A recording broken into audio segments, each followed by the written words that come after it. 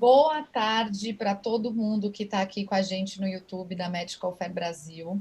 Eu falo para vocês que cada webinar que a gente faz, eu estou só aumentando o nível, né? Vocês não estão acreditando. Então, hoje eu vou apresentar o time de craque que está comigo nessa tarde, para a gente bater um pouquinho, um papo sobre essa segunda onda no Brasil, alerta, precauções e prevenção. Nós fizemos a primeira parte desse webinar na terça-feira, no mesmo horário, e aí foi muito engraçado que a discussão era, é uma segunda onda ou é a continuação da primeira onda? Como chamar, né?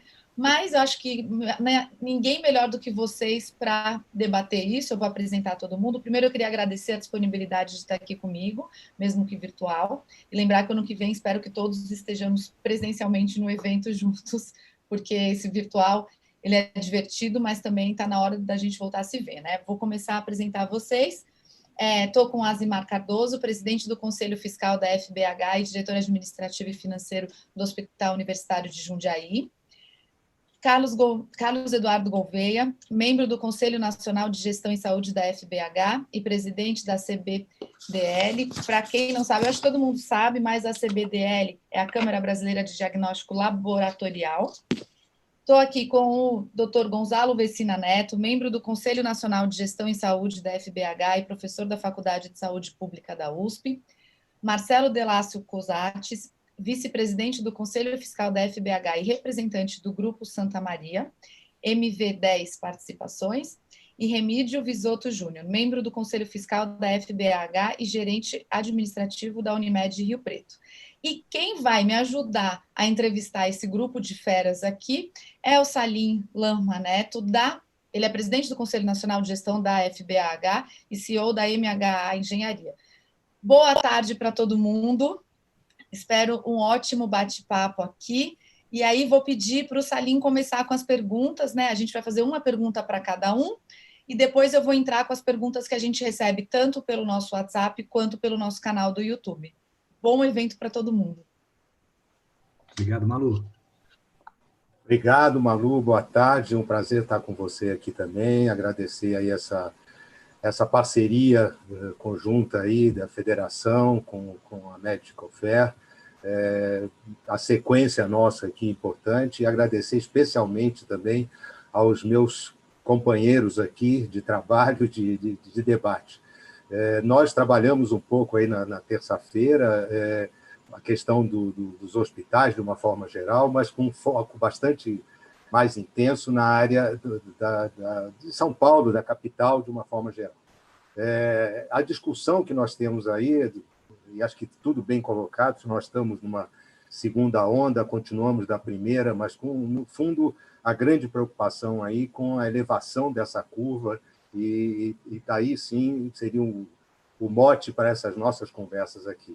E hoje nós vamos trabalhar com alguns hospitais, vamos dizer, de regiões do interior de São Paulo, especialmente, da região metropolitana também, e quero agradecer especialmente aqui a disponibilidade de todos de participar. Vamos aproveitar nosso tempo, as perguntas, por favor, vocês coloquem, ao final do debate nós vamos trazê-las e vamos discutir.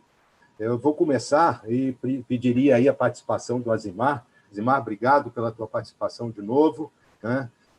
Exatamente isso que eu queria colocar e queria escutar um pouco, deixar duas perguntas para você. Colocando aí, nós estamos com a possível segunda onda batendo as portas dos hospitais, né? Apesar de que, de uma certa forma, o governo não coloca isso tão abertamente, né? Mas a gente tem as informações aí que os hospitais estão com os leitos, com a sua ocupação, se não máximas, também numa sequência de elevação dessa ocupação de uma forma intensa, né? Então, minha pergunta é o seguinte, tudo se repete, né?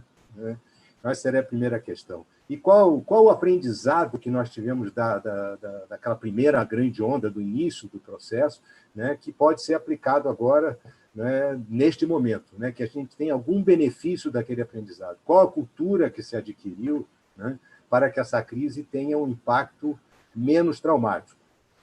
Deixo essa discussão aqui para você colocar agora, Zimar. Agradeço bastante mais uma vez a tua presença. Muito obrigado. Quero agradecer inicialmente à federação, né, a Medical Talk, por promover este evento, nesse debate. Agradecer a todos os amigos que estão aí presentes compartilhando conosco desse painel, né? Também compartilho da sua ideia, Manu. É legal essa ideia do online, mas o melhor de todos é estar junto ali ao vivo, próximos, né? É muito mais, eu acho que é muito mais enriquecedor, tem muito mais calor humano. Dentro dessa questão, Salim, que você colocou, eu acho que é muito interessante. A gente, tem uma frase que eu li um dia desses, que diz assim, né? Que a história, se ela não se repete, pelo menos ela rima, né? E dessa intensidade que vai rimar ou não, depende de quanto a gente aprendeu quando a primeira vez que aconteceu, né? Eu entendo que essa, assim, antes de nós falarmos especificamente do aprendizado que nós percebemos desse evento que aconteceu esse ano, eu acho que algumas coisas que a gente não percebe, né? O que a gente talvez não tenha sentido ou se dado conta, é que foi uma grande experiência social que nós vivemos em termos mundiais. Eu nunca imaginei, né? Eu nunca imaginei que todos nós fôssemos passar pelo que nós passamos. Esse medo coletivo, essa ansiedade, essa questão que parecia filme, né? Você não sabe o que vai acontecer amanhã. Essa necessidade de você criar uma realidade, você criar um mundo sem ter muita base prática do que realmente deveria ser feito, né? Você, na realidade, construir ali no dia a dia, nas reuniões que você tinha, do material que chegava para você. Então, isso aí, nesse período, contando um pouco da nossa história aqui do hospital de interior, né? Foi um período muito complicado, a exemplo do que aconteceu em outros hospitais, né? Porque principalmente, você tinha a questão do medo, do amanhã, né? Será que vai estar vivo o meu colega de trabalho? Quantas pessoas vão morrer nessa história? Qual o tamanho de volume que vai aparecer para mim?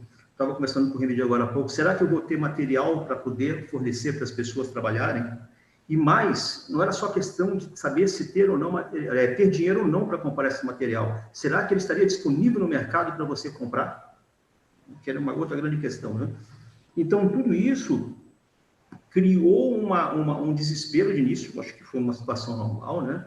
Criou situações, quando eu sempre lembro para mim, uma das situações que mais me marcou nesse período nosso, do medo coletivo, foi quando um dia eu passei na frente do hospital, né, na recepção, as nossas recepcionistas estavam chorando de medo de trabalhar, chorando. Você viu o desespero delas, mas assim, elas continuaram, seguraram firme. Algumas pessoas não continuaram, pediram a conta, não aguentaram o trampo, né? Mas o que foi importante para isso, né? Nós tínhamos, naquele momento, isso foi em março, nós tínhamos recém conseguido a certificação ONA 1, nós tínhamos recém sido certificados.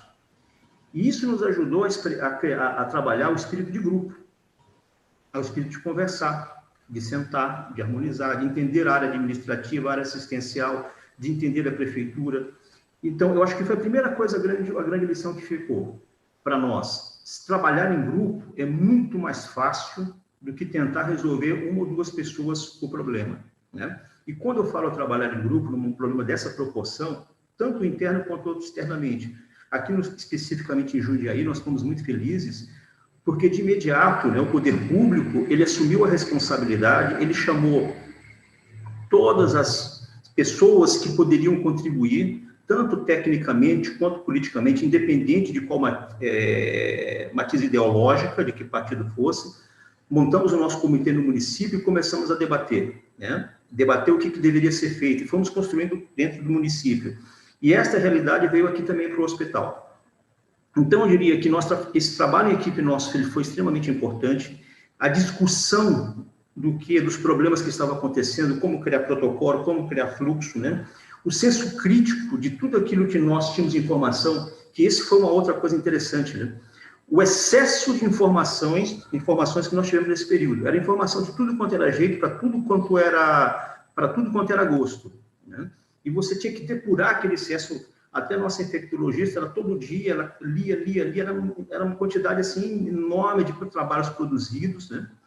E ler o que a gente pode apurar daquilo ali para realmente saber a realidade, né? E esse senso crítico, esse trabalho coletivo nos ajudou a construir um cenário menos assim turbulento nesse processo, né?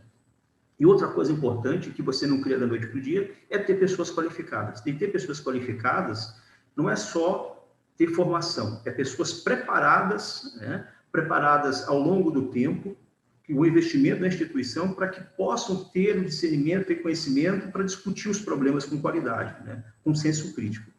E uma outra coisa também desse período foi a necessidade de estabelecer muito bem clara a questão da liderança, né? Algumas lideranças. Você, pessoa tal, nossa infectologista era a nossa liderança técnica.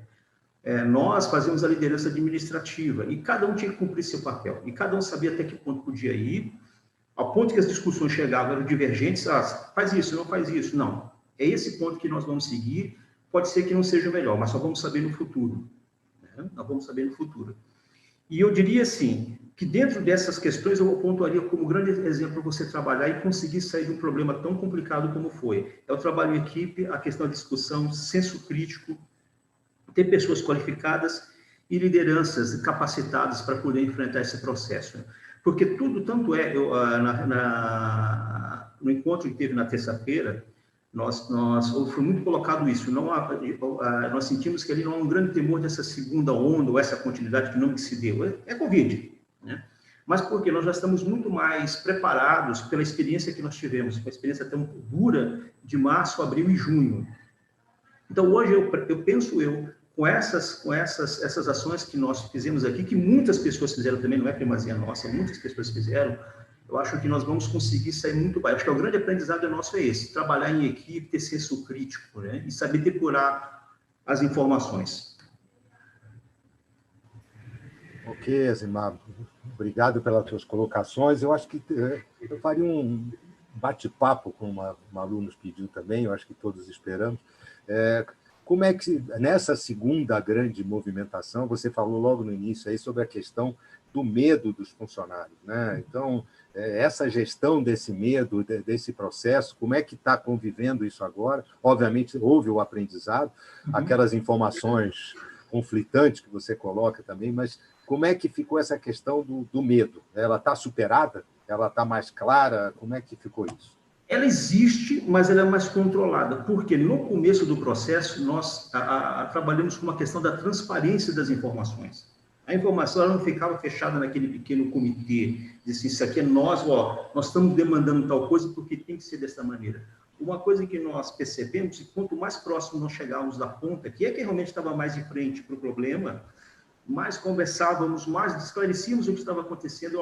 Não fique preocupado, que não vai faltar EPI, não fique preocupado que nosso médico do trabalho, nossa enfermagem do trabalho está aqui junto de vocês, qualquer coisa que você precise, tenha dúvida, venha perguntar para nós. Então, esse trabalho da comunicação, da transparência, de estar próximo às pessoas, fez com que as pessoas tivessem mais tranquilidade. As pessoas têm medo, todo mundo tem medo. Todo mundo tem medo, né? Porque quem viveu de próximo o problema sabe o que de fato é. Mas só o fato de você saber que mais ou menos existe um preparo da instituição, que a instituição está te amparando, está te informando, isso ajuda a diminuir esse medo das relações, do trabalho. Ok. E essa substituição, né? Naquele momento você teve medo, você me falou que perdeu alguns profissionais, e essa substituição foi dolorosa. Quer dizer, eu entendo que neste momento agora você está vivendo isso de uma forma mais tranquila, vamos chamar assim, mas de uma certa forma ela foi dolorosa porque o medo era talvez global, né? Então, como é que foi feita essa substituição? E houve retorno daqueles que saíram, que provavelmente seriam profissionais também de algum tempo já com vocês, né? Sim. Antes de entrar nesse detalhe do retorno, eu me permito contar um caso particular, né? A gente que está na linha de frente, a gente tem que demonstrar às pessoas que a gente tem segurança, que a gente acredita no que está fazendo, na instituição da gente. Mas eu confesso para vocês que eu acho que foi na segunda ou na terceira semana, eu fui para casa no Sul, eu sentei e comecei a chorar. Chorar porque eu pensava tudo o que estava acontecendo, essa situação que nós vivíamos com medo das pessoas. Chegou a morrer um profissional de um outro hospital com o irmão nosso aqui em Jundiaí. Lembrava das pessoas que estavam ali se dedicando, né? E a pergunta, será que a gente vai conseguir? Quantas pedras nós vamos ter? Porque a gente não sabia. Eu passei por isso. Eu tive esse momento que eu não aguentei e comecei a chorar em casa. E a gente entende, então, quando as pessoas sentem isso. Ou muitas pessoas voltam. E aí eu acho que é uma outra coisa interessante para a gente perceber. Quem trabalha na saúde sabe que o profissional que trabalha na saúde, ele encara essa profissão quase como um sacerdócio, né? Como uma missão mesmo. O profissional da saúde, isso é uma coisa que eu acho que é importante sempre enfatizar. Aquele profissional que ganha R$2.000 por mês, R$ 2.500 por mês, ele está aqui, ele vem, ele trabalha, ele se expõe, ele quer dar o melhor dele para todo mundo. Poucas pessoas não voltaram, muitos voltaram. Aquilo que nós perdemos, nós conseguimos repor, porque o profissional da área de saúde, ele é um profissional com a cabeça diferente. Ele é um profissional que, de fato, eu posso falar, é um profissional essencial para uma sociedade realmente funcionar. Ele é essencial para isso. Ok, Zimar, obrigado. Voltamos em seguida. Malu, alguma questão que você quer colocar? Alguém mais quer desenvolver algum assunto aqui com a Zimar? Ou vamos em frente?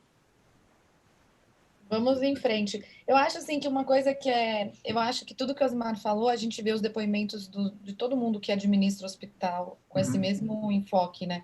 Mas o que a gente tem escutado bastante desse segundo momento da pandemia é realmente o medo. Ele é muito menor, porque eu acredito que o medo ele vem do desconhecido.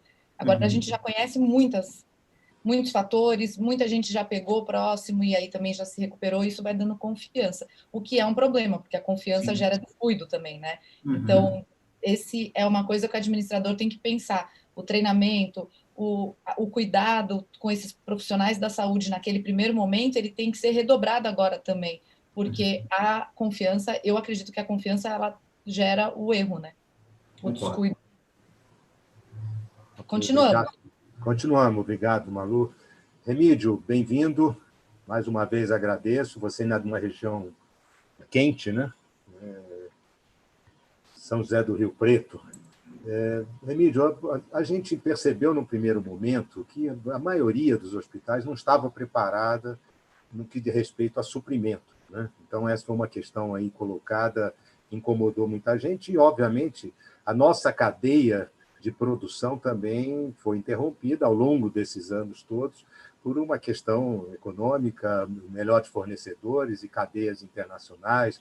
E, naquele momento, vamos dizer, a gente percebeu isso até como população, de uma forma geral, a busca de luvas, máscaras, todo mundo no desespero, álcool e etc. Mas eu imagino, dentro dos hospitais, essa dificuldade com os EPIs e muito mais. A visão que a gente tem é que a maioria dos hospitais não estava preparada nessa primeira onda para essa questão do suprimento. Não havia a quantidade necessária para atender a demanda.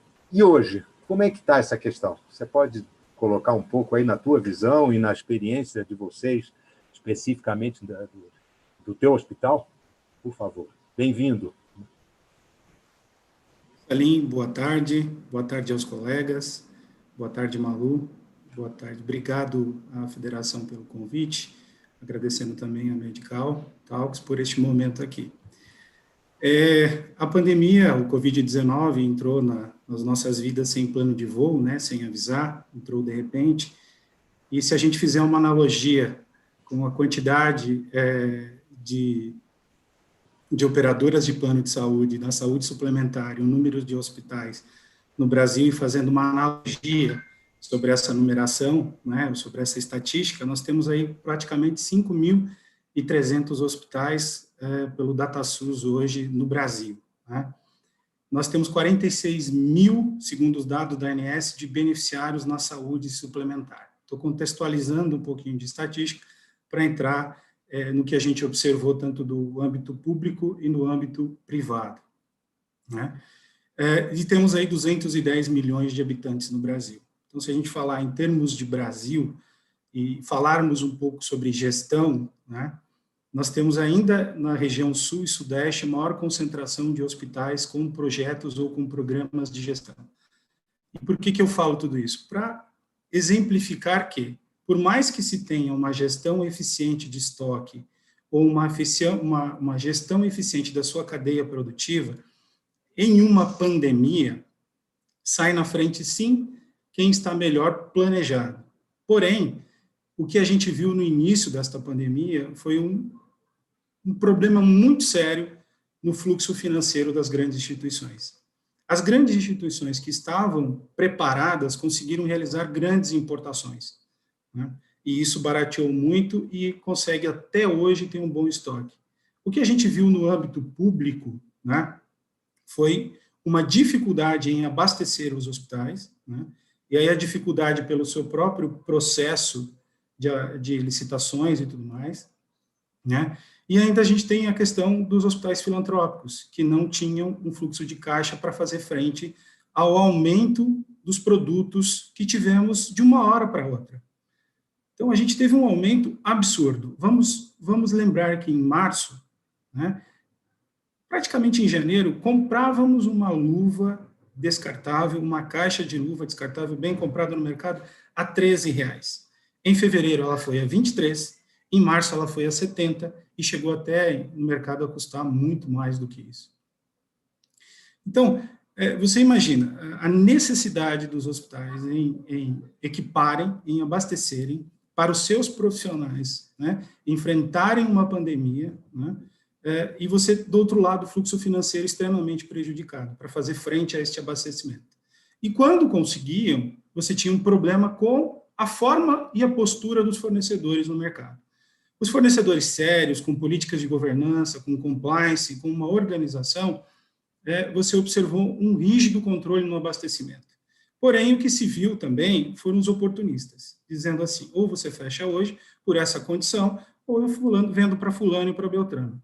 Um mercado muito complicado. Bom, todos estavam preparados?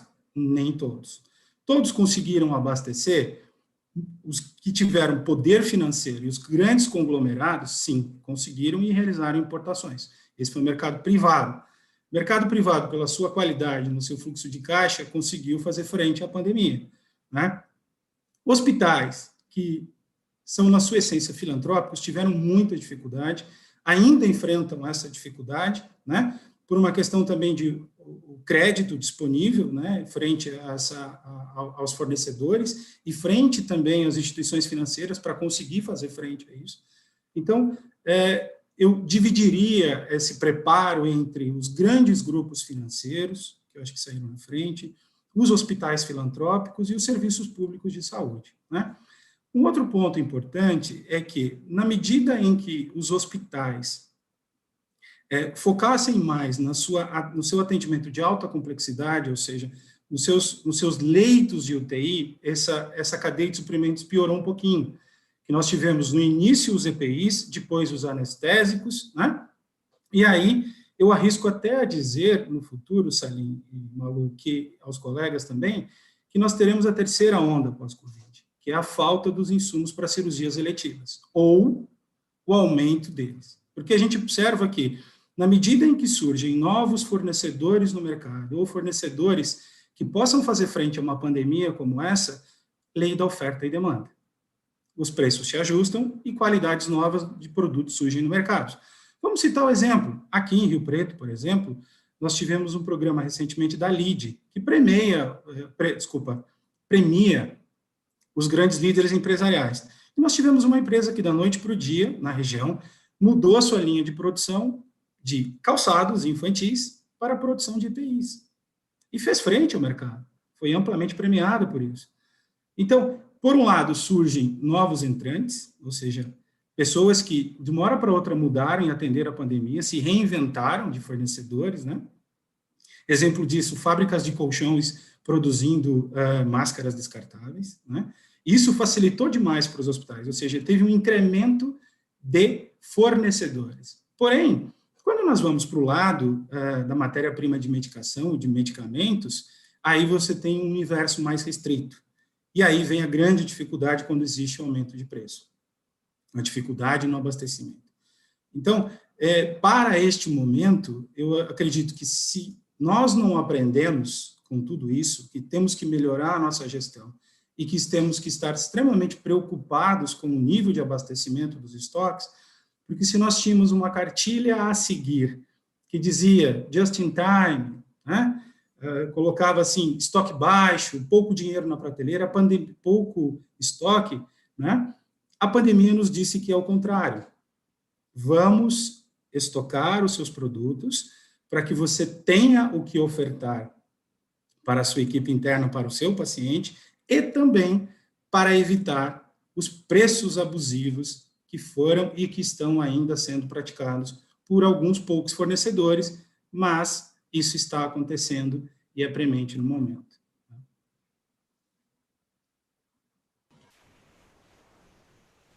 Ok, Remídio, obrigado acho que a clareza desse entendimento. E é uma questão que eu tinha aqui na cabeça para colocar, e você já desenvolveu muito bem, mas eu vou até deixar essa questão de novo para eventualmente colocar a nossa preocupação com o desenvolvimento de uma cadeia local, né?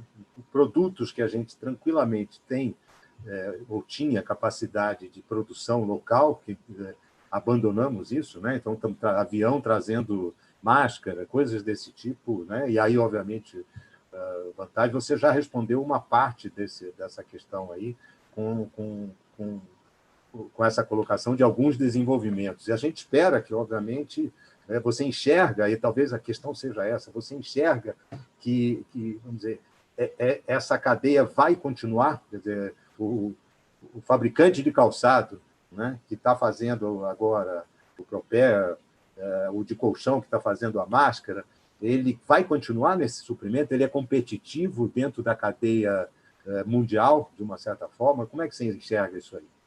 Não só para suprir na emergência, mas também na continuidade desse processo. Vamos dizer, à medida que a gente regule esse processo, os estoques estejam recompostos, teremos novos competidores efetivos no mercado? Salim e o Remídio, me permita só uma observação dentro desse contexto. E essa questão que vocês colocam, já tinha certo que a própria Europa passou por esse problema, porque todo mundo transferiu seu parque fabril para onde? Para a China. E na hora que houve essa crise mundial, todo mundo dependia de quem? Da China. Então, eu vejo, inclusive, que esse é um problema mundial. Como nos comportarmos perante esses itens que nós resolvemos mandar para outro país, né? Desculpa, só para... Não, perfeita a sua pergunta, Salim, e muito bem colocado pelo Azimar. Trouxe um ingrediente muito importante para esse momento que, assim, enquanto administrador hospitalar de uma experiência na gestão de hospitais, o que nós víamos antes, né, Azimar? Nós tínhamos muito a escolha da tecnologia. E existia a escolha da tecnologia, eu vou falar especificamente, o doutor Gonçalo, que está aqui, que é médico, pode me auxiliar depois futuramente sobre isso. Existiam muitos profissionais médicos que escolhiam, eu não estou falando mal do profissional médico, não, estou falando de uma realidade. Escolhiam tecnologia para atuar em suas UTIs, ou seja, eu quero marca tal, do respirador tal e tudo mais. Na pandemia ensinou o quê? Precisamos ter aquilo que salva a vida, aquilo que efetivamente atende aos preceitos do paciente. Precisamos manter os pacientes em ventilação. E isso aconteceu muito forte. A gente viu empresas como a própria Embraer, né, utilizando a sua tecnologia para recuperar respiradores, que antes eram colocados na prateleira das engenharias clínicas dos hospitais. Surgiu um novo protagonista nos hospitais, que foram um olhar maior do gestor à sua engenharia clínica. Olha, como estão os meus engenheiros clínicos? Como está o meu parque tecnológico? Né? Como está esse parque tecnológico? E a gente viu fabricantes, que é uma Embraer, por exemplo, ajudando em peças. Então, respondendo a sua pergunta, Salim, sim, é um mercado que veio para ficar, é um mercado próspero, o mercado da saúde, e quem fabricou, quem mudou a sua unidade fabril, na minha visão, ganhou corpo, gosto e está competitivo no mercado. Quando, no futuro próximo, der vamos dizer assim, um acalento a essa pandemia, nós teremos o quê? Mais fornecedores, mais qualidade no mercado e melhor preço para ser praticado. Né? Então, eu sem sombra de dúvida, o que se viu muito forte nisso, e como o Azimar colocou, aquelas apostas que nós fizemos lá atrás de empresa brasileira que fez, ou empresa mundial, que fez a sua aplicação fora, sofreu muito com isso. Né? Então, eu acho que se tem um novo olhar para a indústria brasileira, a indústria fabril do nosso país. Né? E eu acho que esse olhar do nosso governo tem que ser muito bem pavimentado para fortalecer a nossa indústria, fortalecer a nossa tecnologia, porque quando a gente precisa, né, a gente viu que os nossos empresários no Brasil tiveram a capacidade, né, a ousadia e a sensatez de manter tanto os seus funcionários bem, com a sua saúde em dia, mas também investiram num processo de saúde para que essa pandemia não fosse tão ruim para todos nós. Então, eu acredito sim, Salim, que daqui para frente será diferente e muito diferente. Show, Remídio. Obrigado, acho que é importante. Malu, alguma consideração? Tenho, Salim. Remídio, vou te contar dos debates que eu participei, aí eu tinha sido convidada sobre suprimento, né? Eu acredito muito na indústria brasileira, inclusive porque a gente tem levado muita indústria brasileira para expor fora, nas feiras que a gente faz fora, na área da saúde. Produto sempre brasileiro, ele é de alta qualidade, mas eu acho que quando a gente está falando nessa questão do suprimento, depende muito do valor agregado do produto. Quando a gente fala de um respirador, quando a gente fala de um aparelho, eu acredito sim que a indústria vai ganhar força no Brasil. Quando a gente fala de produto com valor agregado baixo, e aí eu vou dar a experiência que eu tive com um debate que eu fiz com um profissional da Kremer. Ele me contou que, no passado, eles fabricavam luvas no Brasil. Hoje, 90% das luvas são fabricadas entre Tailândia e Malásia.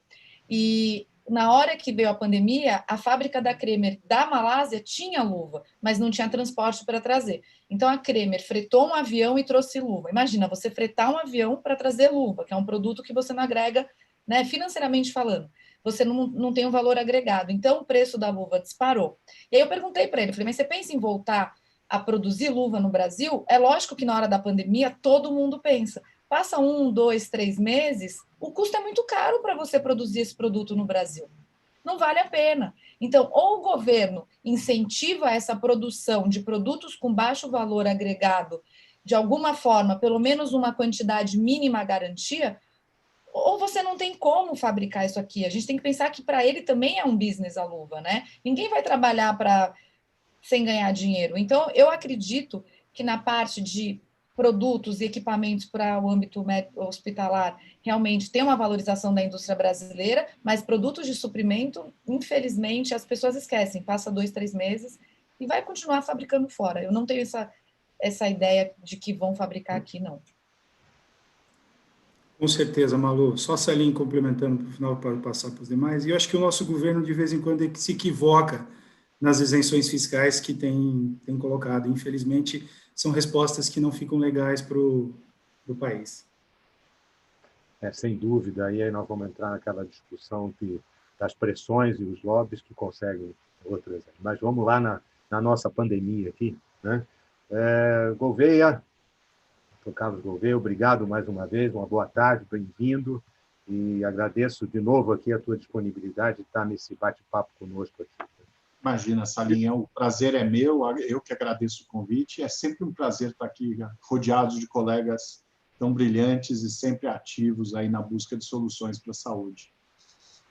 Eu não posso deixar de agradecer aos que estão nos assistindo aqui, né? Que espero que participem também e que a gente sempre vai aprender com as questões que virão, com certeza, aí, para nos ajudar e nos dar mais abertura de entendimento. Vou ver muitas discussões sobre testes disponíveis para confirmar a doença, o que vale, o que não vale, o que é confiável, o que não é confiável. Quais são os realmente eficientes? Primeira questão. Como os laboratórios estão preparados para esse novo movimento? Eu não sei como é que, né? Numa primeira questão, se demorava tanto tempo, não sabia que teste, ou pelo menos para a informação do público, né? Eu aqui rodeado de gestores, administradores, sou um reles engenheiro que milita nessa área, mas fazendo os edifícios. Então, quais são os realmente eficientes? Como os laboratórios estão preparados para esse possível incremento, né, em relação à questão tempo, né, também de resultado, né, qual é o tempo para se conseguir esse resultado, né, e qual é a disponibilidade deste teste para o setor público e para o setor privado. É a mesma para os dois? Então, eu vou te deixar nessa questão dos testes aí, que é uma angústia de todos nós leigos aqui. Com certeza. Mas o que eu posso já adiantar, Salim, hoje nós estamos numa situação muito melhor do que no começo da pandemia, lá atrás, em março. Naquele momento, obviamente, o próprio coronavírus, o novo coronavírus, não era conhecido, nós não tínhamos informações suficientes. À medida que os avanços aconteciam, principalmente na Ásia, quando China e Coreia conseguiram abrir lá o código genético do vírus, e aí se começaram a fazer os primeiros testes, todo essa grande sequência de etapas foram começando a acontecer. A partir do conhecimento do vírus, foram desenvolvidos os primeiros testes, inicialmente de biologia molecular, os conhecidos RT-PCR, inicialmente in-house, e aí, aos poucos, os protocolos desses novos produtos foram sendo compartilhados. Isso já foi uma das grandes vitórias, acho que, nesse esforço conjunto de todos os diferentes atores. A partir de então, novas tecnologias, também metodologias foram sendo lançadas, tanto ELISA, o teste rápido por imunocromatografia, aquele teste rápido de anticorpo, inicialmente, e, à medida que esses produtores iam conseguindo desenvolver produtos, nós, aqui no Brasil, a milhas e milhas de distância, não tínhamos como fazer isso tão rapidamente. Essa questão da discussão do acesso não era tão fácil. Na verdade, nós tivemos uma grande vantagem, e aí o Dr. Gonzalo é responsável, e o bom culpado, no bom sentido de tudo isso, com a Anvisa. A Anvisa ela é uma das agências hoje mais, ao mesmo tempo, rigorosas, mas melhor estruturadas ao redor do mundo. E ela avançou muito. Na verdade, a sementinha lá de 99, ela acabou trazendo aí várias vantagens, dentre elas uma regulação muito bem estruturada e que permitiu, na verdade, numa discussão com os diferentes atores, estabelecer relacionamento a ponto de, no começo de março, eu me sentar com a área de diagnóstico in vitro da Anvisa e falar, olha, com a resolução atual, na ocasião, a 36, não vai ser possível nós registrarmos os novos produtos que estão sendo desenvolvidos e lançados, né, naquele momento. E a Anvisa, muito proativamente, ela conseguiu se preparar, sugerir uma nova legislação excepcional para o caso, para garantir o primeiro grande pilar de todo esse processo, que foi o acesso. Então, juntamente com o Ministério, mas principalmente com a Anvisa, a gente conseguiu discutir uma forma de acelerar a entrada de novos produtos. Foi a RDC 348, que deu um olhar prioritário e também de forma excepcional para esses produtos, e assim nós conseguimos hoje chegar a quase 460 registros diferentes. Então, muitas vezes do mesmo produto, registrados por diferentes empresas, mas o fato é que o mercado conseguiu, sim, ter acesso ao que existia de mais moderno em curto espaço de tempo. Em poucos dias, a Anvisa conseguia analisar um processo e aprovar. Obviamente, muitos produtos de fabricantes conhecidos e outros de fabricantes não conhecidos. E aí, como lidar com isso? A CBDL, junto com as sociedades médicas do setor, a SBAC, a SBPC e a Abramed, que é a Associação dos Laboratórios de Diagnóstico, nós conseguimos formar algo também inovador, que foi um grande consórcio, que também composto por 13 laboratórios públicos e privados, todos eles com acesso a amostras de pacientes brasileiros.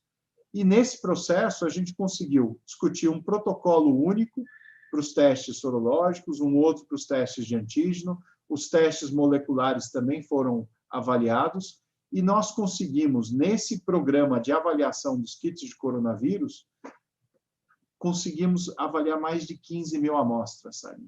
E dando para o mercado uma referência de performance dos testes para o que funciona e o que funciona em cada situação.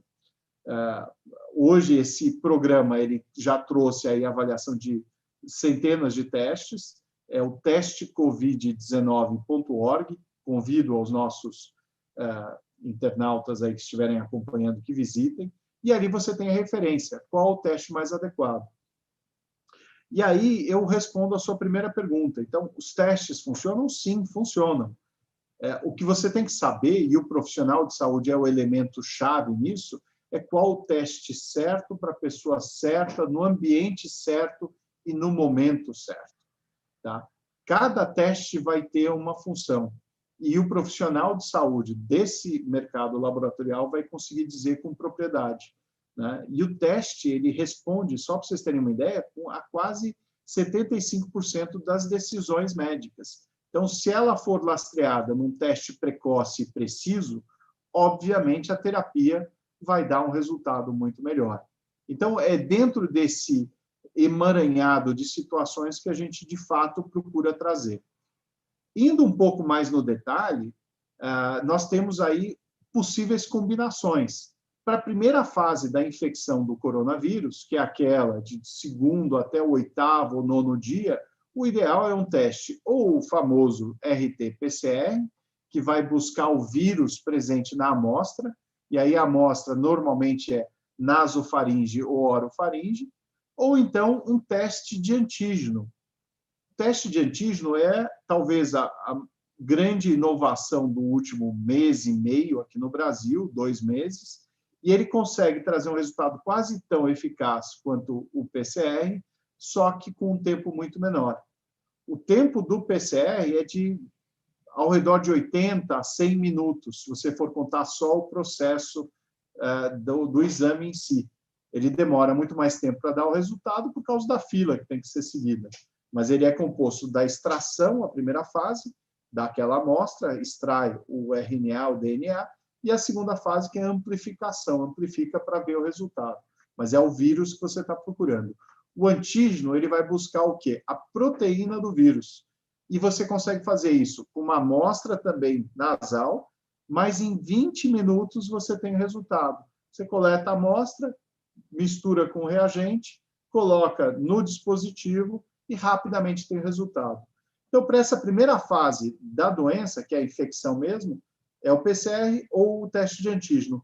E a segunda fase, quando você já passou, já não tem o vírus circulando, mas possivelmente foi exposto, você vai detectar o quê? A presença dos anticorpos, que é a resposta do organismo para aquela situação de ataque do vírus, né? Então, o vírus vai diminuindo a sua presença à medida que o anticorpo começa a aparecer com mais força.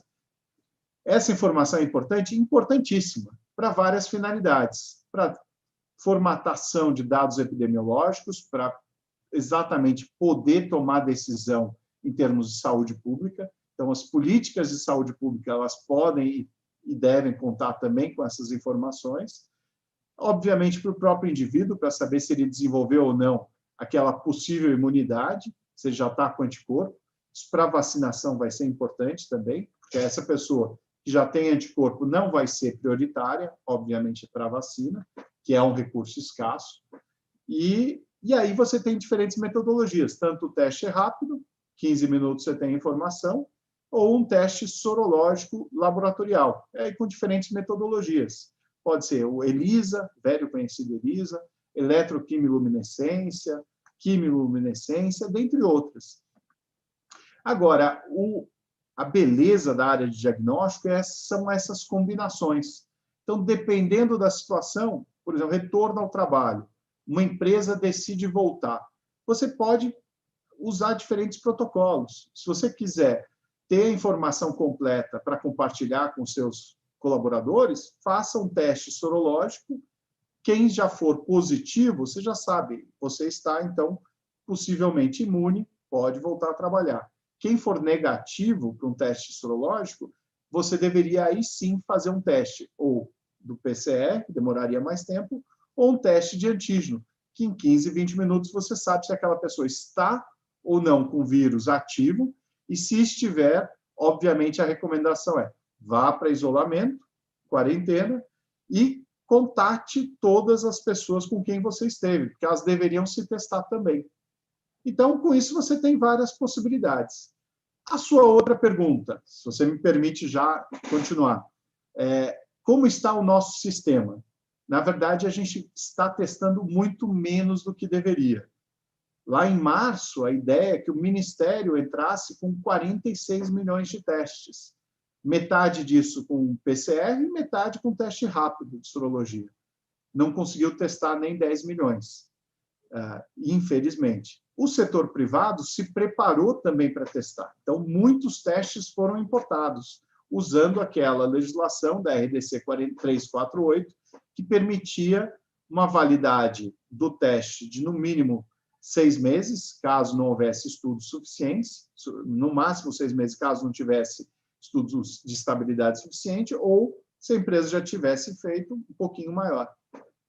E esses testes foram trazidos. Só que também houve uma frustração com o número de testagens, foi bem abaixo do esperado.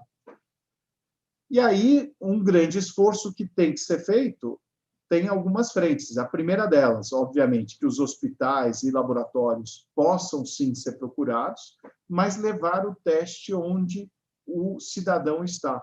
E aí foi um esforço da própria Visa, junto com as farmácias, para que elas estivessem capacitadas, habilitadas e credenciadas a fazerem os testes. A princípio, testes rápidos, inicialmente do anticorpo, e hoje elas já podem fazer de antígeno. Isso foi bom? Foi ótimo, porque a gente conseguiu, e o esforço da Abrafarma nesse sentido mostra isso, por mais de 2.400 farmácias envolvidas da Abrafarma, que fizeram mais de 1.400.000 testes, mostrando de forma muito clara onde estão as áreas mais críticas para uma ação efetiva da autoridade local, do gestor local para algum programa de saúde pública. Só para vocês terem uma ideia, nesse esforço da Abrafarma, a gente já chega em 17% de positividade nacionalmente, média. Áreas com mais de 26%, 30% e outras áreas com menos. Mas é uma fotografia muito interessante. Então, de uma forma assim rápida, Salim, é um pouco esse o cenário. Então, acho que a resposta foi uma ação muito efetiva dos diferentes atores, um grande esforço de iniciativa privada com pública para tentar organizar alguma coisa. Tivemos bons exemplos que vão gerar publicações e resultados efetivos, outros exemplos frustrantes, que mostraram que poderia ter sido feito muito mais. Mas é parte do aprendizado, a gente já vai poder entrar, esperamos que não muito em breve, mas na próxima pandemia já com mais lição e condição de tocar isso adiante. Maravilha, Gouveia. Eu acho que uma aula para a gente aqui, para mim principalmente, a gente, apesar de acompanhar intensamente esse processo, esse quadro aqui me clareou bastante para mim, obviamente, espero que isso também tenha se refletido. Eu vou deixar no ar, mas vai ficar lá para o final, né? Você falou de validade de teste, etc., mas vou criar um suspense aqui para que a gente, no final, possa discutir conjuntamente essa questão aí de testes que estavam vencendo e a sua extensão. Mas vamos para frente. Malu, alguma questão aqui? Não quero resposta agora. Não quero resposta agora. Vamos deixar, esse é um tema polêmico que a gente vai bater um pouco de boca, com certeza, eu vou deixar. Malu, alguma questão aqui para o Gouveia? Não, Malu não quer. Então, vamos em frente aqui. Mais um show, Gouveia. Obrigado aí pela aula, realmente. Boa tarde, Marcelo. Obrigado pela participação. De novo, também quero agradecer aqui a todos que nos assistem aqui, além dos nossos debatedores aqui. Marcelo, anteontem, terça-feira, nós tivemos aqui nesse canal também da Medical Fair, com essa parceria da Federação Brasileira de Administradores Hospitalares, uma discussão com parceiros de grandes hospitais. Eu fui ouvinte, né, e questionei algumas coisas lá, mas hoje nós estamos falando não de hospitais menores, mas trabalhando, vamos dizer, nosso grupo aqui hoje traz alguns hospitais de municípios menores, né? Então, a primeira questão, eu acho que estamos repetindo um pouco isso, mas eu acho que também é uma visão regional tua também.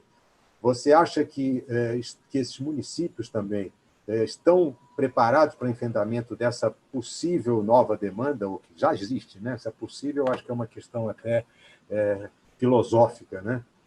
Mas aí eu queria voltar um pouco a essa questão, que o Azimar explorou um pouco, mas que você focasse um pouco mais, se possível, na questão do ser humano, né? Os profissionais que atuaram na linha de frente, naquele momento, tiveram problemas diversos, né?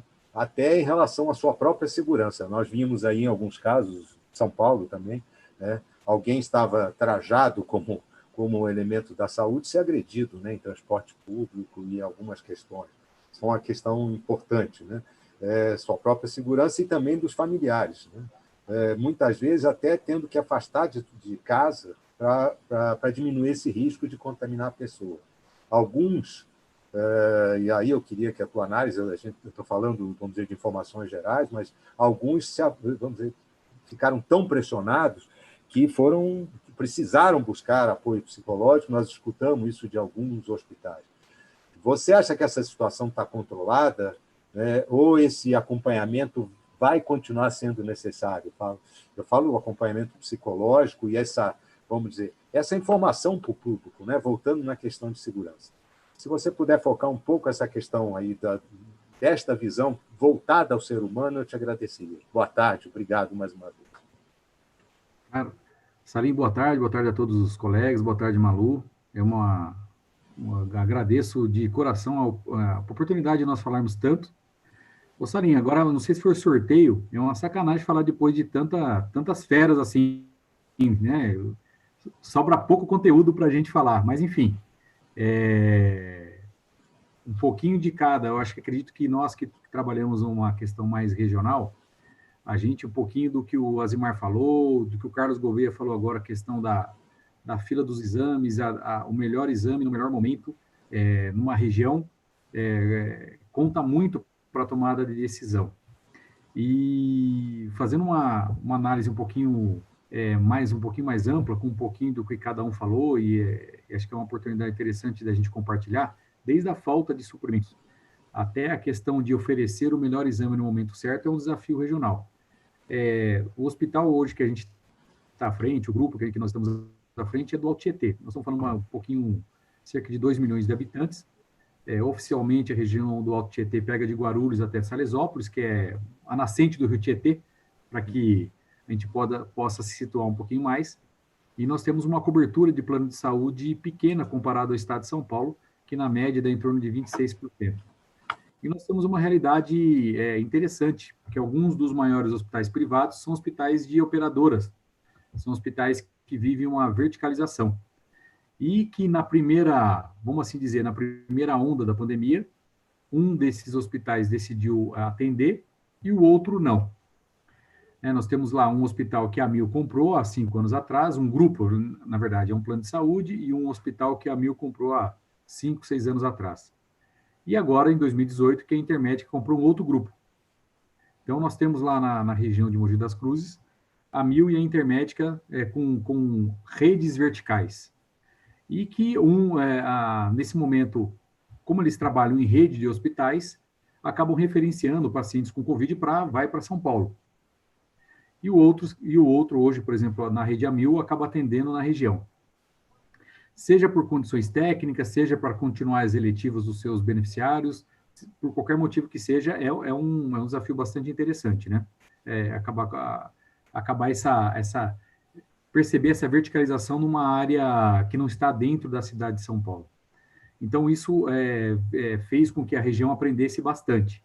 Nós tivemos, não só dentro do grupo, mas, obviamente, óbitos de profissionais de saúde, e isso sensibilizou muito o hospital. Só, por exemplo, o nosso hospital, o Hospital Santa Maria, nós, acho que todos aqui acabam acompanhando a chacina que aconteceu na cidade de Suzano, quando algumas pessoas entraram numa escola, que é uma escola estadual, e acabaram fuzilando, matando professores, matando alunos. Essa escola fica a 400 metros do nosso hospital.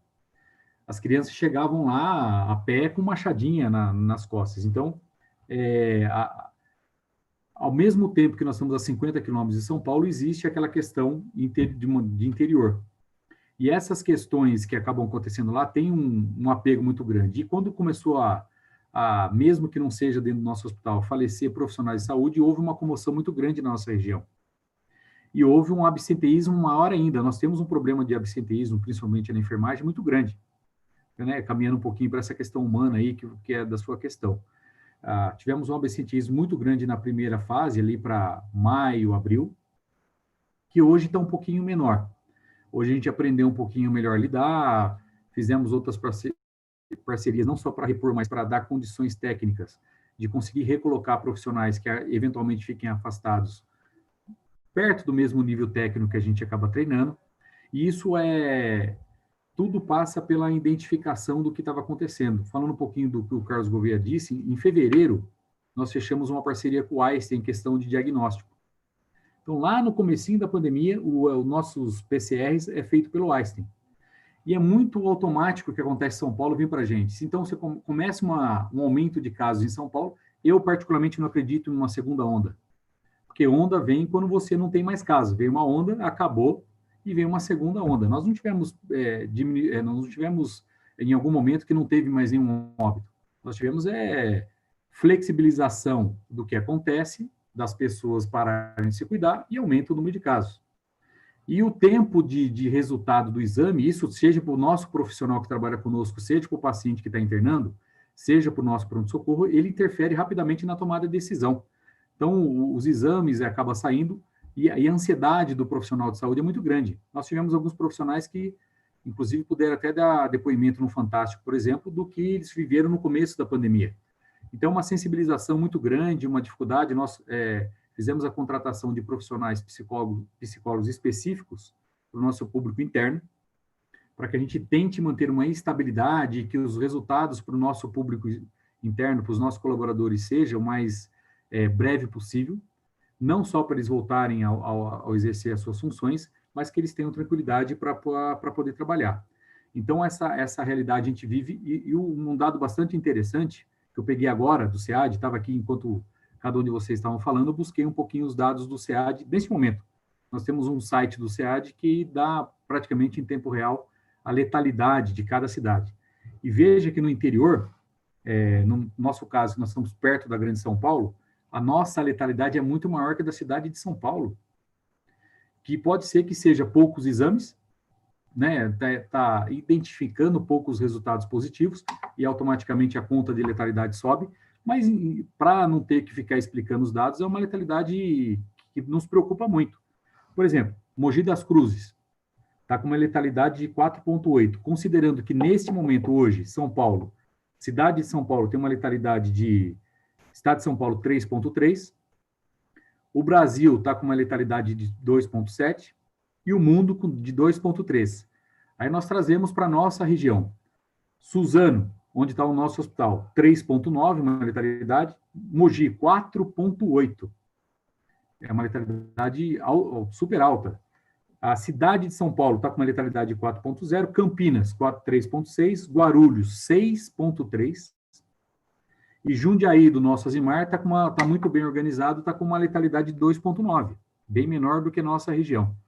Então, pode ser que nós estejamos testando um pouco, já abrangendo um pouco a discussão, e estamos com uma letalidade, um dado de letalidade alta, mas é uma letalidade muito preocupante para uma região que os insumos vêm depois para nós, não vêm primeiro, para alugar respirador, para pegar o que um pouquinho de cada um falou. Nós sofremos até hoje para alocar respirador, estamos hoje com 23 pacientes internados, temos 90 leitos no hospital, falando do nosso hospital. Então, assim, é um reflexo com um delay aí, um pouquinho de 2, 3, 4, 5 dias.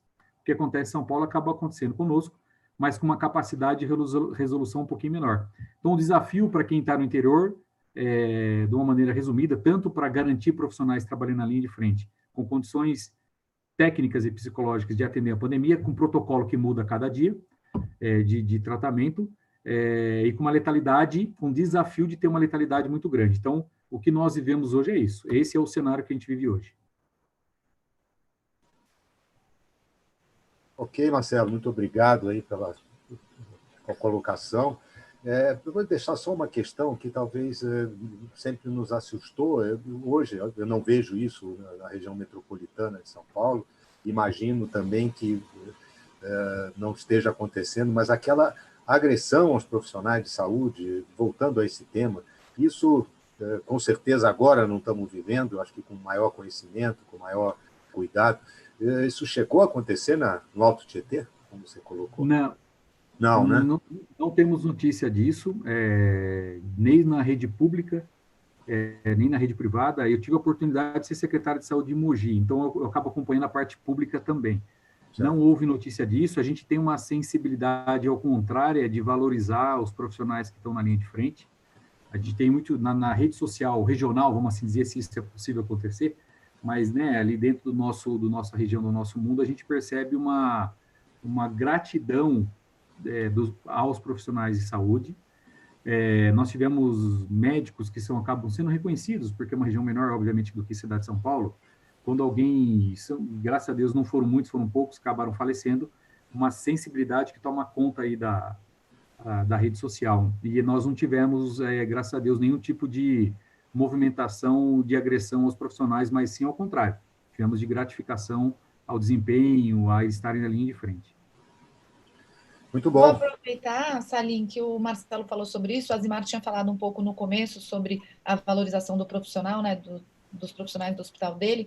Aqui no chat tem uma pessoa que é o senhor Antônio Azevedo, e ele perguntou sobre burnout, né? Então, se vocês viram muitos casos de burnout durante a pandemia, por causa da pandemia, e algum exemplo do que o hospital fez nesse caso, eu acho que para acolher, né, esse profissional e os familiares, e se existe um risco elevado de casos de suicídio. Eu não sei responder isso, não sei nem se vocês têm esses dados dos profissionais de saúde.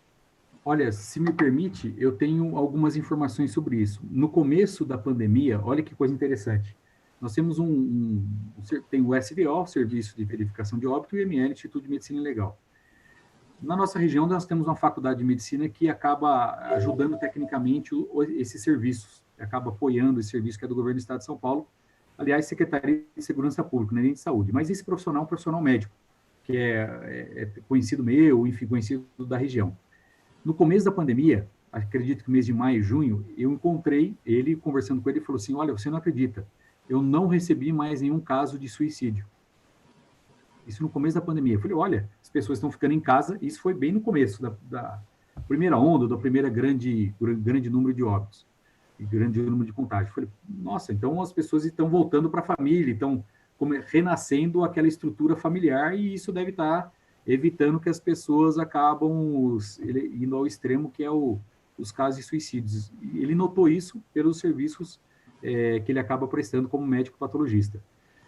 O que nós percebemos depois disso foi ao contrário, parece que tem aumentado muito os casos de agudização das doenças mentais, transtorno de ansiedade, transtorno do pânico, e aparentemente, não tenho esses dados fechados, mas começou a ter novamente aumento de casos de suicídio. Mas no começo da pandemia nós tivemos esse feedback de um profissional que cuidava disso que tinha diminuído. Parece que depois piorou. Acho que o tempo que as pessoas acabam tendo que se cuidar da pandemia acabou agudizando, exteriorizando algumas doenças psicológicas, psiquiátricas, e as pessoas têm piorado referente a isso. Referente a burnout, hoje a gente vive uma condição muito difícil de identificar, porque você tem um limite entre o controle da administração hospitalar, que é o médico que chega atrasado, e o médico que nunca deu problema, e o médico está chegando atrasado por um problema que talvez a gente não identifique, principalmente quando você separa as áreas, você acaba percebendo que começa a acontecer, pelo menos para nós, médicos chegando atrasados no plantão, no pronto-socorro respiratório, médicos que nunca deram problema, a gente está tendo esse cuidado de identificar esses profissionais, que tem faltado, que não dá para você simplesmente fazer uma punição, um controle como administrador hospitalar, frio, chegou atrasado, vou descontar, não quero mais você aqui, mas tem que começar a entender isso. E nós percebemos, Malu, que são profissionais que estão diretamente relacionados ao atendimento aos casos, possíveis casos de Covid. Então, a gente percebe, sim, inclusive de cargos de gerência e diretoria médica, possíveis casos de burnout claros, evidentes. Falando um pouco da minha realidade, são dois pontos. Primeiro, que, como aconteceu em todos os lugares, houve uma redução muito grande de demanda espontânea. No caso do hospital, ele tem um pronto-socorro de porta aberta. Nós, em dia normal, nós atendíamos uma média de 200, 250 pessoas, né, no nosso pronto-socorro infantil. Caiu para 30 pessoas por dia, 25 pessoas por dia. Naturalmente, toda aquela pressão que existia no seu cotidiano não existia mais. Poucas pessoas vinham aqui. E o outro fato interessante, que já foi colocado pelo Marcelo também, o próprio reconhecimento da comunidade. Talvez por um município ser menor, houve um reconhecimento da comunidade. Teve lojas que mandavam dar chocolate para as pessoas que trabalhavam aqui, mandavam cartão, mandavam mensagens. E isso foi uma coisa muito interessante, porque houve um reconhecimento dessa doação que as pessoas tiveram em estar presentes aqui. Enquanto muitos tiveram que ficar em casa, tiveram a opção de ficar em casa ou fazer home office, aqui as pessoas não tiveram essa opção. Ou elas tinham que ir trabalhar ou o sistema parava. E houve essa questão. E especificamente o hospital, nós tentamos, dentro do possível, dar um apoio psicológico às pessoas que precisavam. Essa questão de usar a transparência, contar o que está acontecendo, abrir os números, falo, a discutir os protocolos. Olha, mas, cara, se chegar aqui uma criança, por exemplo, transferida do hospital, a gente não tem certeza que tem, não, mas temos um protocolo, você pode usar tal EPI, inclusive dar essa liberdade às pessoas do que elas gostariam de usar como EPI, ó, exceção, é claro, que se fosse obrigatório. Você tem que usar N95, você pode usar outra máscara, não vai faltar material, nós estamos aqui para te dar. Isso ajudou nesse período. Eu acho que foi um fato até interessante isso. Obrigado, Zé. Desculpa. Só aproveitando o que o Osimar disse, a questão do pronto-socorro infantil é um dado até do professor Gonzalo, pode nos ajudar aí. Eu acho que a gente vai fechar o ano aí com os indicadores oficiais com pouquíssimo caso de crianças doentes. Os pronto-socorros infantis, nós fechamos o nosso pronto-socorro infantil, teve uma queda de 90% do número de procuras. As crianças não vão para a escola, essa é a minha leitura, obviamente ficam menos doentes. E isso é uma estatística, uma epidemiologia interessante do que nós vamos aprender dessa pandemia. Mas essa questão da valorização, Osimar, é exatamente isso. Então, as pessoas, aqueles profissionais de saúde que realmente nasceram para isso, aquilo que você disse, pegaram como missão de vida. Então, se dedicaram e isso, houve um reconhecimento da comunidade, para nós aqui, também na região do Alto Tietê, houve mais reconhecimento do que qualquer tipo de crítica aos profissionais de saúde. Obrigada, Marcelo. Esse dado que você falou da parte infantil, eu acho muito interessante, e eu acho que o interessante não vai ser agora, vai sair daqui a 20 anos, se vão se tornar adultos mais fortes ou mais fracos de saúde, né? Essa parte não teve contato com vários tipos de vírus nesse 1 ano, como que vai ser o desenvolvimento dessas crianças. Mas eu vou deixar o Salim continuar agora para fazer a pergunta do Vecina, senão daqui a pouco acaba nosso tempo, ou senão a gente vai ter que estender, gente, porque tem tanta coisa ainda para debater. Vamos seguir. Obrigado. Obviamente, o assunto é intenso e todos nós aí estamos angustiados com informações e esses dados fundamentais, né? Eu acho que essa questão eu fiquei bastante impressionado aí, porque a gente fez uma comparação dos profissionais de saúde, no primeiro momento aqui em São Paulo, né, na região metropolitana, mas principalmente na capital, né, e aquelas agressões e tal, e essa informação positiva que é a visão que tem, né? Nós passamos no outro dia, até num live aí com a Medical Fair também, de uma pesquisa que foi feita não com o paciente, mas sim com os acompanhantes, que colocava aí os médicos, os enfermeiros, como heróis dentro desse processo todo. Então, estava mais aí, acho que, voltado ao pessoal do interior. Mestre Gonçalo, bem-vindo, boa tarde, obrigado pela sua grande participação, como sempre. Gonçalo, não precisamos nem falar de apresentação, mas eu queria, Gonçalo, se vai me permitir só uma coisa, é um registro, que para mim é fundamental. Gonçalo, na inauguração da Vigilância Sanitária, o nosso primeiro presidente da Anvisa, né? E nós tínhamos ali, aí agora eu vou falar com interesse próprio, falando de edifício hospitalar, o Gonçalo montou uma estrutura voltada para que se estudasse a edificação hospitalar, as normalizações da edificação hospitalar, e deu oportunidade para os vários profissionais da área, no sentido de poder discutir o espaço do edifício. Acho que foi muito importante. Preciso registrar, Gonçalo, a Regina Barcelos, porque era a sua coordenadora dessa área, mas principalmente o teu apoio, a tua abertura para esse caminho aí de discussão que vem se mantendo até hoje e a tua participação intensa. Aprendi nesses últimos 30 anos com o Gonçalo quase que continuamente em todas as oportunidades. Precisava fazer esse registro porque é mais do que justo. Meu querido Gonçalo, nós vamos falar de vacina um pouco, né? Acho que nessa agonia toda aí, escutar um pouco você de vacina, né? Nós temos aí um estresse natural, já se falou tudo aí de quarentena, preocupações, desconhecimento, e no meio de tudo isso nós temos um fogo cruzado político em relação às vacinas, né? Temos que colocar isso de uma forma clara, né? Você, acho que foi semana passada, escreveu um artigo num jornal de grande circulação, em São Paulo, tratando de uma forma muito coerente esse fogo cruzado aí, dessa situação, né? Eu queria que você me colocasse, eu não diria falar um pouco, fale bastante, né, da reais possibilidade de nós termos vacinas, aí eu falo regionalmente, né, Brasil, no menor tempo possível. Qual é a tua visão desse menor tempo possível, né? E, em função da demora da chegada da vacina para a gente aqui, né, quais os cuidados e as consequências que a população possa ter nessa visão. Bem-vindo, querido. Bom, boa tarde, Salim, boa tarde, Malu, Carlos, o Admar, Marcelo e o Remildo. Eu queria também cumprimentar a Medical Fair Brasil, a FBH, que estão patrocinando esse nosso encontro e a difusão das informações, né? Me senti muito espicaçado na fala de todos, enfim, teria comentários a fazer em todos, mas a gente tem que se controlar, porque o distinto público também quer participar, né? Então, vamos falar das vacinas. De fato, a semana passada é uma coisa de louco, né? Eu tratei aquilo como se estivesse em Macondo, né? Porque, de fato, só estando em Macondo para entender as nossas autoridades e o que elas estavam fazendo de barbaridades com esse negócio da vacina. Então, tem muita vacina e não tem vacina. Tem muita vacina, porque tem mais de 200 vacinas em pesquisa.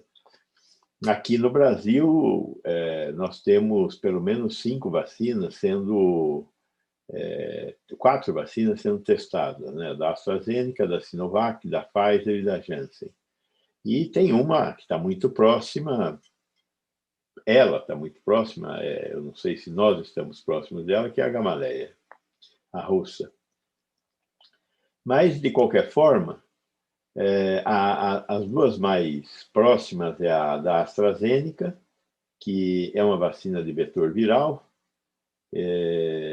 que você pega um pedaço do vírus e coloca dentro de outro vírus e injeta no corpo do paciente, é também chamada de cavalo de Troia. Essa vacina é a vacina desenvolvida a partir da Universidade de Oxford, mas existem muitas outras empresas que estão usando essa mesma tecnologia, né? Nesse grupo aí, a Janssen está desenvolvendo também uma vacina com esse tipo de tecnologia, a Janssen da Johnson & Johnson.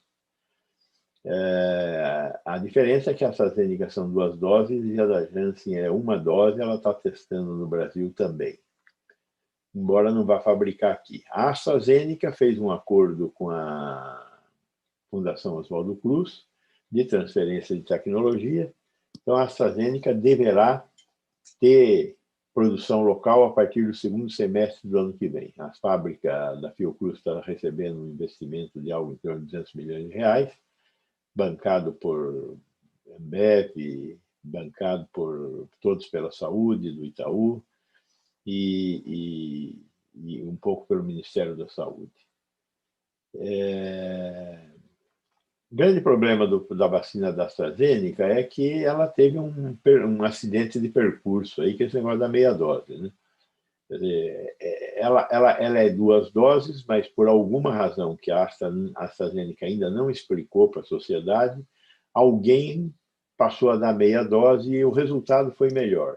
O resultado foi melhor, mas uma pesquisa clínica com vacina é um negócio tão meticuloso que beira ao inacreditável ela ter confessado isso em público. Então, sob certos aspectos, dá até para dizer que essa vacina subiu no telhado. Mas, como a gente precisa muito de vacina, vamos esperar mais um pouco. Eu espero que ela consiga convencer-nos de que não comprometeu nem a segurança nem a eficácia. Quantas vacinas nós podemos contar no ano que vem com a AstraZeneca? Nós podemos contar com algo em torno, por tudo que eu tenho ouvido falar, de 140 milhões de doses. De diferentes formas, né? Produção que chega de fora do Brasil, invase no Brasil, e produção na planta da Fiocruz, a primeira produção na planta da Fiocruz. Ela é vendida a $3 a dose. Aí temos a vacina chinesa, a Sinovac. A Sinovac é uma vacina de vírus inativado. A vírus inativado é uma tecnologia antiga, né? é a tecnologia de produção de vacinas mais antiga que existe. Muitas das vacinas que nós tomamos hoje são de vírus inativado. E a transferência de tecnologia para o Butantan também vai ser muito fácil. O Butantan, com certeza, porque ele já produz vacinas de vírus inativado, várias, né? Ela também deve chegar no Brasil com algo em torno de 140 milhões de doses de vacina. São 2 doses, o valor por dose em torno de $10. Essa vacina, ela provavelmente o problema em relação às outras é que ela provavelmente deu uma imunidade menos duradoura do que as outras, pelo comportamento desse tipo de vacina, mas nós não sabemos, porque nós temos muito pouco tempo de vida com essa vacina. Então, vamos ver o que vai acontecer mais para frente. A vacina da Sinovac tem um problema que o Bolsonaro disse que vacina chinesa no Brasil não entra. E aí criou uma confusão, porque nós não temos vacina suficiente e essa vacina é importante. E aí o governo do estado está dizendo, então eu vacino São Paulo. E é óbvio, outros estados disseram que querem comprar a vacina de São Paulo para vacinar seus cidadãos também. Isso seria desastroso para o Brasil. Desastroso você ter um programa de vacinação que vai começar em março com a AstraZeneca, um programa de vacinação que pode começar em janeiro com a Sinovac, com a população do estado de São Paulo. Eu espero que isso não aconteça, espero que, não digo que tenha que ter bom senso, mas vergonha na cara do pessoal do Ministério da Saúde faça com que eles retornem e assumam que essa vacina vai ser dada para a população brasileira e não só para os paulistas. Se for assim, obviamente a Anvisa não poderá dizer não ao registro, ela pode até tentar procrastinar, mas eu tenho certeza que a justiça vai ser acionada e ela tem que cumprir a lei, né? Espero que os servidores da agência não permitam que os diretores da agência façam nenhuma bobagem. Mas eu tenho fé no servidor público ainda. Aí temos a da Pfizer, que é uma vacina que usa... A vacina da Pfizer é uma vacina que usa uma tecnologia disruptiva, que é a tecnologia do RNA mensageiro, né? E essa vacina é uma vacina que, de todas, foi a que demonstrou e publicou até agora os mais altos índices de eficácia, né? Ela está na fase, já está registrada na Inglaterra, registrada emergencialmente na Inglaterra e no Canadá, já começou a ser utilizada, já teve alguns problemas, né? Problemas imunogênicos, duas pessoas que receberam a vacina que eram atópicos, ou seja, que eram pessoas que tinham problemas de alergia. As 2 pessoas são pessoas que andam com a sua seringuinha de adrenalina, né? Tomaram a vacina e tiveram problemas de reação alérgica. Está, inclusive, sendo recomendado que quem tem problema de reação alérgica não tome a vacina. Ela não foi testada com pacientes alergênicos, assim, né? E esses pacientes são complicados, porque o cara anda com a seringa de adrenalina, não é por nada, porque qualquer coisa pode desencadear realmente uma reação anafilática, né? Então, em todo caso, ou seja, isso não é um problema. O que eu quero dizer com isso é que não é um problema. É um problema, mas não é um problema. Dá para tocar o barco, porque é uma boa vacina e vai dar uma boa cobertura. O valor dela é $19,50. Vamos ver se ela negocia para baixar, porque esse é o valor para país rico, né? Ela terá valor para país intermediário e pobre. E ela tem condição de fazer alguma entrega. Ninguém sabe quanto é, embora tenha sido divulgado que seria algo em torno de 90 milhões de doses, 2 doses cada vacinada, né? A Janssen nós não sabemos quantas doses. A Janssen também é uma vacina de vetor viral, como a da AstraZeneca. É uma vacina de uma dose, o que, do ponto de vista logístico, é muito interessante. A AstraZeneca, eu esqueci de falar, é a vacina dos menos 80 graus, né? Mas isso foi resolvido pela AstraZeneca. A vacina da Pfizer é a vacina de menos 80 graus, isso foi resolvido pela Pfizer, porque tem lá um contenedor de vacina que fica com gelo seco a menos 80 e dura 15 dias. Então, você tem que levar até o lugar que você vai usar e passa por uma geladeira comum, onde pode ficar até 5 dias de 2 a 8 graus. É um problema de logística, com certeza. O Ministério da Saúde tem grandes especialistas em logística, saberá resolver esse problema. E fora essas 4 vacinas, não sabemos quanto a Janssen vai querer vender para o Brasil. Fora essas 4 vacinas, tem a Gamaleya rondando aí, né? Só que a Gamaleya não demonstrou nada de fase 3. Ela está em uso exclusivamente na Rússia e, aparentemente, só foi registrada na Rússia com dados de fase 1 e 2. Então, não dá para fazer nenhuma aposta. Agora, ela fez apostas aqui com o Paraná, com a Bahia e com a União Química Farmacêutica, para produzir aqui no Brasil.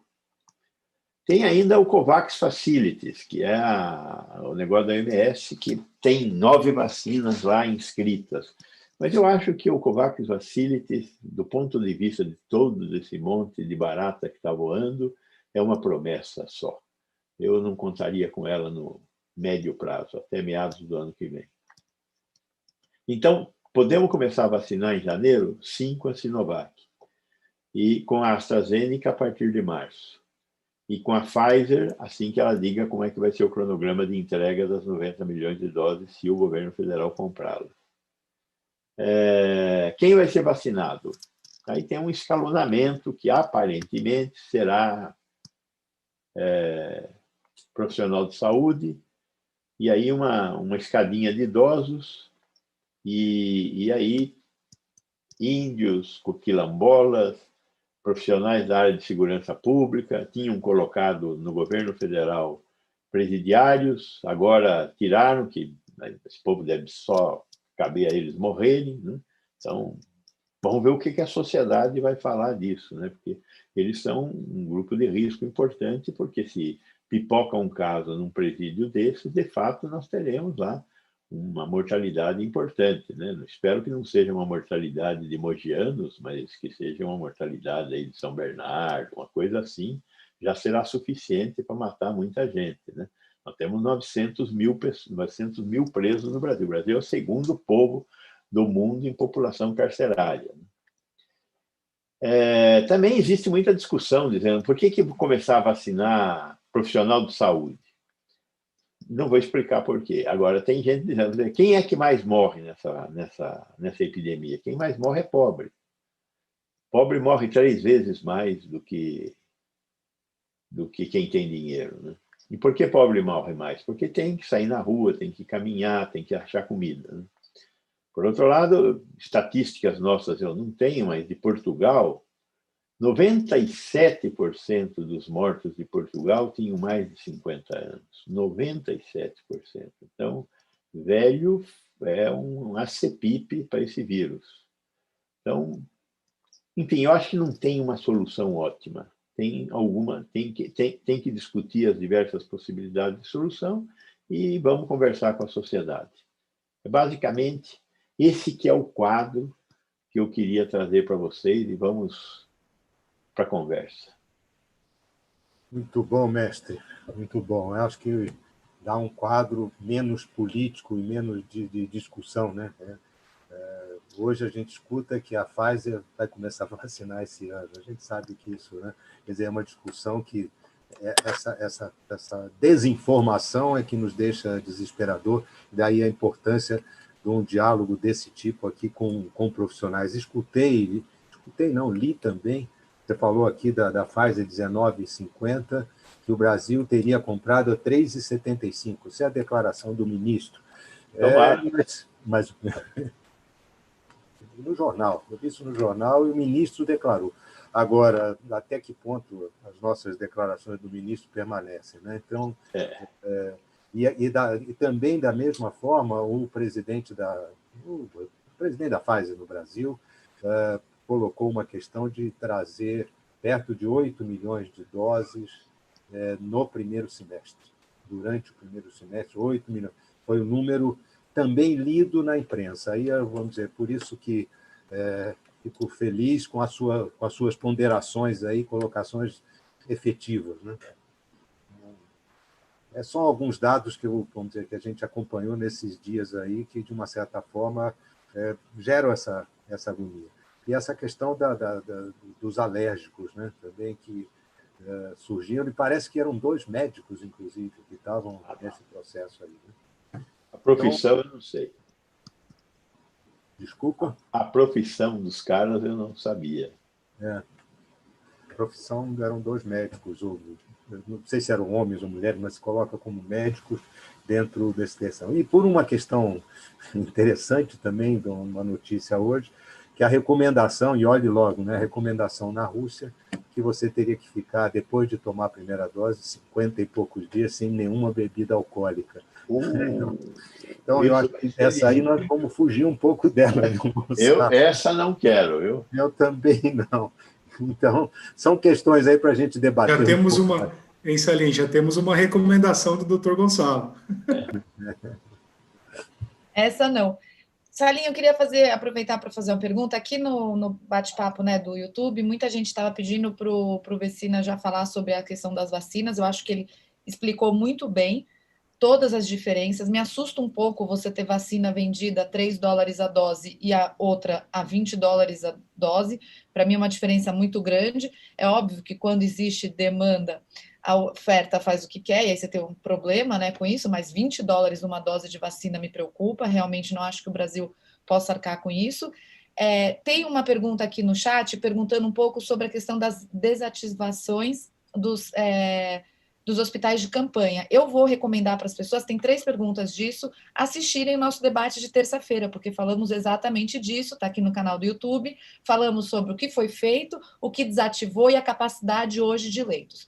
Mas voltando ao caso da vacina, eu queria entender um pouquinho, e aí eu acho que tem muita gente também não entende, a diferença e o que é mais eficaz, né? O método de você colocar um pedaço do vírus dentro do corpo humano ou de colocar o vírus encapsulado? Qual é a diferença e o que é mais eficaz? Veja, nós não temos uma resposta para essa pergunta. Aparentemente, a vacina mais eficaz dessas vacinas que estão aí é a do RNA mensageiro. Quer dizer, você pega uma mensagem, um pedaço da mensagem genética do vírus, encapsula ele numa partícula lipídica e injeta. Essa partícula lipídica entra dentro da célula, libera o RNA mensageiro ordena a mitocôndria que produz a espícula. A espícula é produzida, sai no sistema circulatório e estimula o sistema imunológico a produzir anticorpos contra a espícula. Basicamente é isso, né? A vacina de vetor viral é um DNA vírus de símio que carrega uma partícula do vírus, do RNA vírus do Covid. Isso entra dentro da célula e ela libera lá o pedaço do vírus do Covid e estimula a formação de anticorpos. Da mesma forma que o vírus morto, o vírus inativado, que então fala vírus morto, porque a gente não considera vírus uma forma de vida, que você coloca na corrente circulatória e ela estimula, aparece lá, como um inimigo que deve ser combatido e o sistema imunológico produz anticorpos. Então, são diferentes formas. Tem ainda a proteína, né, da Novavax, que também você injeta uma proteína, você produz essa proteína e injeta a proteína. Você não pega do vírus, você produz artificialmente a proteína semelhante à proteína do vírus. Então, nós vamos ver isso no correr do tempo, não tem muita saída, né? Dessas tecnologias, A de vírus inativado é bem conhecida, a de vetor viral é a tecnologia utilizada para fazer a vacina do ébola, então tem experiência, mas é uma experiência relativamente recente. E a tecnologia do RNA mensageiro é uma tecnologia muito interessante e que deverá ser largamente utilizada na medicina a partir de agora para outras coisas. Ela estava sendo pesquisada para ser utilizada no tratamento de câncer. E aí o laboratório lá, a BioNTech, desviou para utilizar como agente imunizante. Então, temos um futuro de desenvolvimentos muito interessante pela frente. Vecina, por que, por exemplo, a gente teve um desenvolvimento tão rápido com o caso do Covid, de alguma forma está sendo extremamente acelerado, uma velocidade nunca antes vista, e vírus conhecidos, como, por exemplo, o HIV. Há quantas décadas todos esperam uma eventual vacina? Isso não seria viável? O que falta para a gente conseguir transferir esse tipo de esforço? Eu não sou nem imunologista, nem virologista. Essa pergunta é uma pergunta que eu já vi ser feita para especialistas que têm condição de ter uma opinião. Então, o que eu vou fazer é repetir a opinião deles. Então, o que eles falam é que o vírus da AIDS é um vírus que tem uma capacidade de mutação muito grande, enquanto que o vírus do Covid, ele muda também, mas muda muito pouco em relação ao que o vírus da AIDS consegue mudar.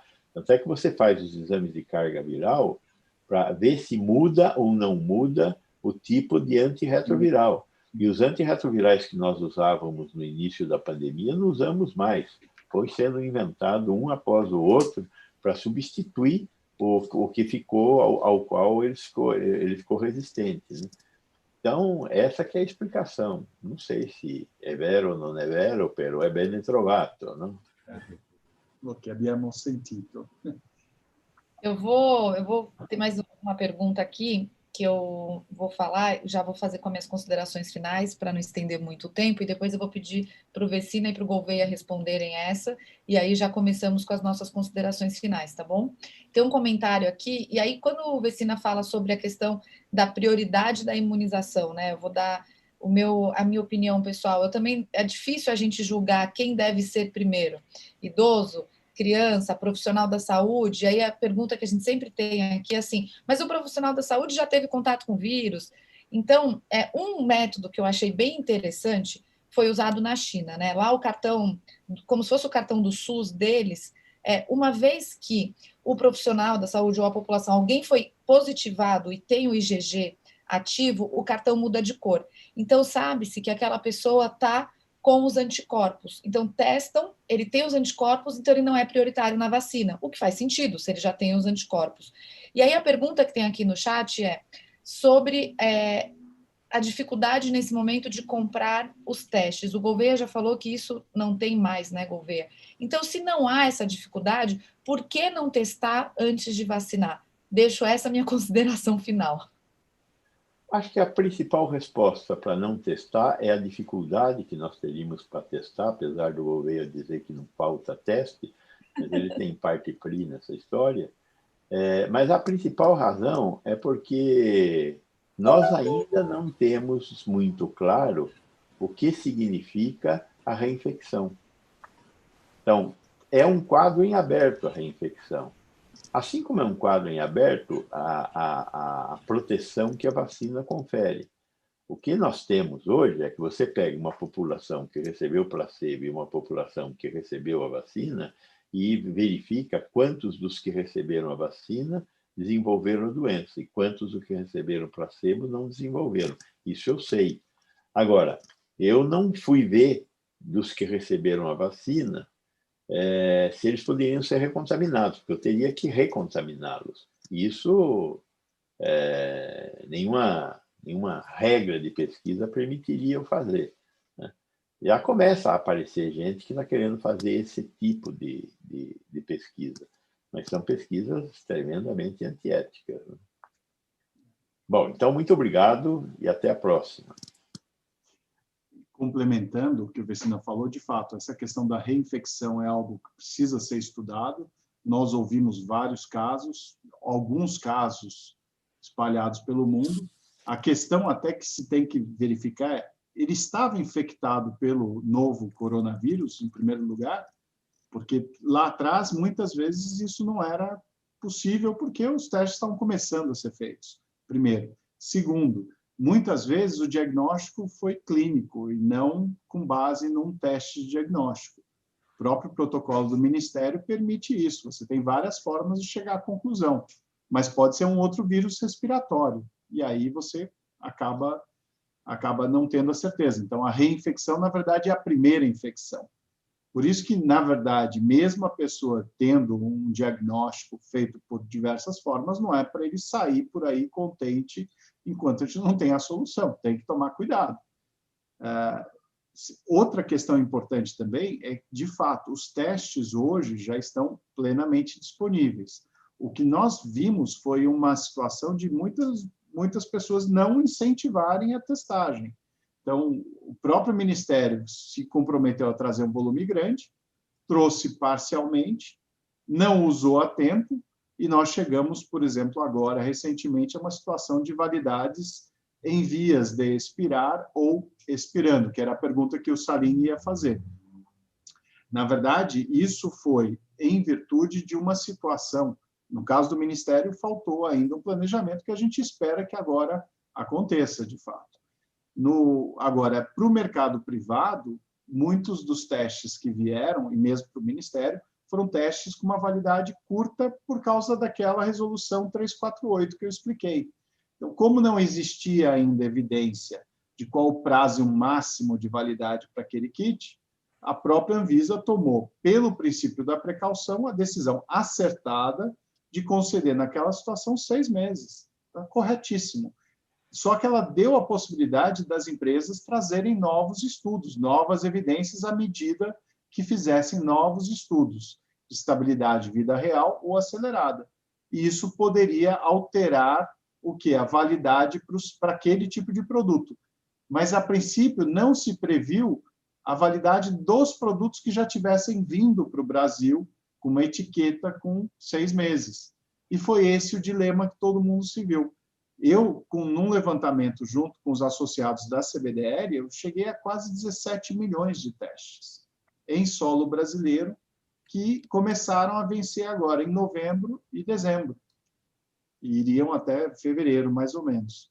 E aí a Anvisa, aí atenta a essa demanda, obviamente ouviu o que o Ministério também pediu e o que o setor privado, ela acabou hoje numa reunião da diretoria colegiada extraordinária, avaliando 2 situações. Uma foi a dos testes, e eles acabaram decidindo, aí por unanimidade, aprovar uma resolução que deve ser publicada amanhã, permitindo essa possível utilização ou esgotamento desse estoque no Brasil, desde que, primeiro, a empresa prove que o produto está dentro de uma possível utilização eficaz com uma validade maior já aprovada pela Anvisa. Então, a empresa teria que apresentar esse estudo. Segundo, tem que fazer o pedido de forma oficial. Terceiro, esse produto, o lote, tem que ser ainda validado para checar a eficácia a última vez, junto ao INCQS da Fiocruz ou em algum dos laboratórios do programa de avaliação dos kits de coronavírus, daquele consórcio que eu falei. Se cumpridas essas etapas, o produto pode sim ser usado, vai ter um documento aprovando até nova data, só que a empresa é responsável e ela tem que comprovar rastreabilidade, até onde foi usado, etc. E lembrando que esses produtos são usados dentro de um universo, que é o nosso, com sistemas de qualidade muito bons, que permitem exatamente esse uso dentro de condições seguras, né? E a segunda questão, só para terminar a minha parte, é a questão das vacinas.